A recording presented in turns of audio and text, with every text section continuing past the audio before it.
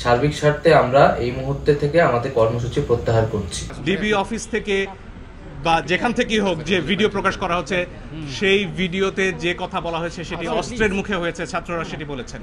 এবং এই ধরনের আন্দোলন প্রত্যাহারের দাবি ছাত্ররা মানেন না, তারা সেটি বলেছেন। আইনজীবী হিসেবে আমার কথা হচ্ছে, যখন গোয়েন্দা প্রধান বলেন যে নিরাপত্তার প্রয়োজনে তাদেরকে তিনি নিয়ে এসেছেন এবং সেখানে তাদের খাবার দাবার করার ছবিও, খাওয়া দাওয়া করার ছবিও প্রচার করা হয়, তখন আমার কথা হচ্ছে হাসপাতাল থেকে একজন মানুষকে, একজন নাগরিককে কিভাবে তুলে নেওয়া হয়, কোন আইনে, আদালতে আমরা এই প্রশ্ন করেছি।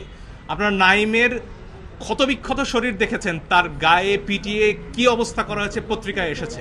আমি জানি অনেক ইলেকট্রনিক গণমাধ্যম দেখাতে পারেননি সেটি, কিন্তু পত্রিকায় সে ছবি আমরা দেখেছি। সেই নাহিদকে যখন নিয়ে যাওয়া হয় তখন এটা বিশ্বাস করার কোনো কারণ নেই যে তাকে সেখানে আপ্যায়ন করার জন্য নেওয়া হয়েছে।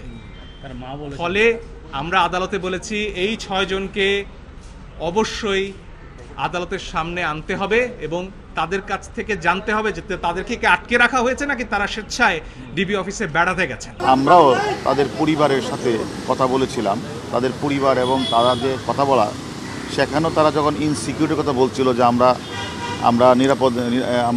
নিরাপত্তাহীনতায় ভুগছি, সেই নিরাপত্তাহীনতার কারণে মূলত তাদেরকে আমাদের কাছে আনা। ডিবিতে নিরাপত্তার নামে নাকি রাখা হয়েছে, এইটা কোন আইনে? ডিবি কিভাবে রাখতে পারে নিরাপত্তা আইনে?